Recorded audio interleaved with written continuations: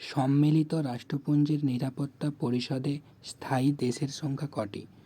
এখানে সঠিক উত্তর 5টি হবে এবং এই 5টি দেশ চীন, ফ্রান্স, রাশিয়া, যুক্তরাজ্য ও মার্কিন যুক্তরাষ্ট্র হবে।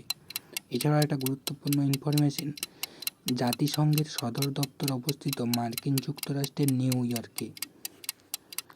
তো যারা যারা 5 বলছো তাদের উত্তর সঠিক। তো চলে আসছি পরের প্রশ্নে। এগুলো সব পিওয়াইকিউ 2018 সালের। নিচের কোনটির প্রস্তাবে গণপরিষদ গঠন করার কথা বলা হয়েছে? তাড়াতাড়ি উত্তর করো। এখানে আমরা কতগুলো ইনফরমেশন জানিয়ে দিই। ডক্টর রাজেন্দ্র প্রসাদ ছিলেন গণপরিষদের স্থায়ী সভাপতি এবং সচিদানন্দ সিনহা ছিলেন গণপরিষদের প্রথম অস্থায়ী সভাপতি।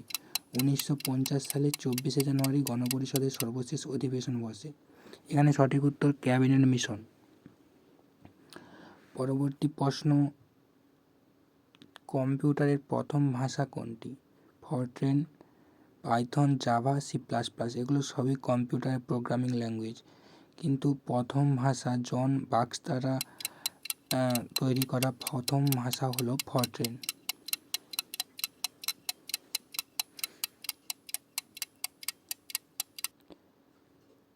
একদম সঠিক উত্তর। পরবর্তী প্রশ্ন, ফিফা ফুটবল বিশ্বকাপ প্রথম কোথায় অনুষ্ঠিত হয়েছিল? এটা অনুষ্ঠিত হয়েছিল 1930 সালে। ফিফা ফুটবল বিশ্বকাপ সম্পর্কে আরও কয়েকটা ইনফরমেশান। 2022-এ জিতেছে আর্জেন্টিনা এবং রানার্স আপ ছিল ফ্রান্স। হোস্ট কান্ট্রি কাতার। ফাইনালে মুখোমুখি হয়েছিল আর্জেন্টিনা ফ্রান্স। লিওনেল মেসি জিতেছিল গোল্ডেন বল পুরস্কার। তো এখানে সঠিক উত্তর উরুগুয়ে। পরবর্তী প্রশ্নে চলে আসছি, ভারতের নেপোলিয়ান কাকে বলা হয়? এখানে কয়েকটা ইনফরমেশান। সমুদ্রগুপ্তের সভাকবি কে ছিলেন বা সমুদ্রগুপ্তের আরও কিছু উপাধি ছিল।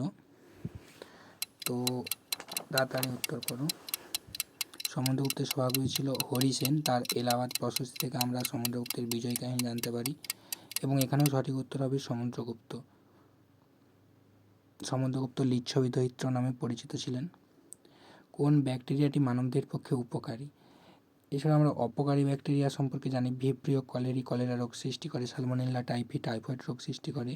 কিন্তু উপকারী ব্যাকটেরিয়া হচ্ছে অ্যাজাটোব্যাক্টর ও ক্লস্ট্রিডিয়াম। এরা মাটিতে নাইট্রোজেনের পরিমাণ বাড়িয়ে মাটিকে উর্বর করে। কিন্তু এখানে সঠিক উত্তর হবে ল্যাক্টোব্যাসিলাস।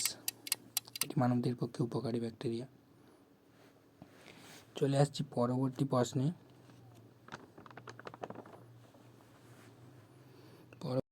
প্রাচীনতম পর্বতমালা কোনটি? বিন্ধ্য, আরাবল্লী, নীলগিরি, হিমালয়। আরাবল্লী ভারতের প্রাচীনতম পর্বতমালা, কিন্তু এখানে আরও কিছু ইনফরমেশান। নীলগিরি পর্বতের সর্বোচ্চ শৃঙ্গ দোধাবেতা। উত্তর দক্ষিণ ভারতের জলবিভাজিকা বলা হয় বিন্ধ্য পর্বতকে। বিন্ধ্য পর্বতের প্রকার স্তূপ পর্বত এবং সর্বোচ্চ শৃঙ্গ সাতভাবনা। হিমালয় একটি নবীন ভঙ্গিল পর্বত। তো পরবর্তী প্রশ্ন, কিসের বেগ মাপতে নটিক্যাল প্রতি ঘন্টায় এককটি ব্যবহৃত হয়? এটা সঠিক উত্তর হবে জাহাজ। এবং একটা গুরুত্বপূর্ণ ইনফরমেশান হচ্ছে কি, 1 নটিক্যাল মাইল সমান 1852 মিটার।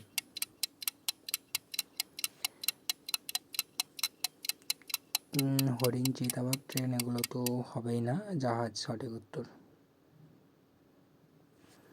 তো চলে আসছি পরবর্তী প্রশ্নে। এগুলো সব 2018 পিওয়াইকিউ।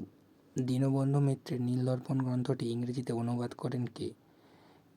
এটা নীলদর্পণ নাটকটি অনুবাদ করেছিলেন মাইকেল মধুসূদন দত্ত। এখানে 1860 খ্রিস্টাব্দে দীনবন্ধু মিত্র নীলদর্পণ নাটকটিতে কৃষকদের অত্যাচারের কথা তুলে ধরেছিলেন।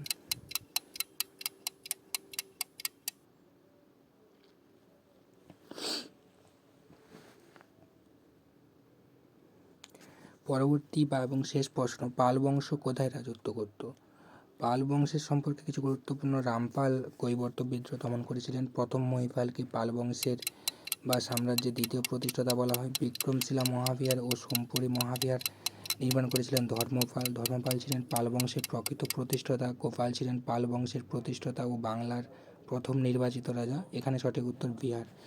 তো থ্যাংক ইউ। যদি ক্লাসটি ভালো লাগে আরও ক্লাস পেতে চাও তো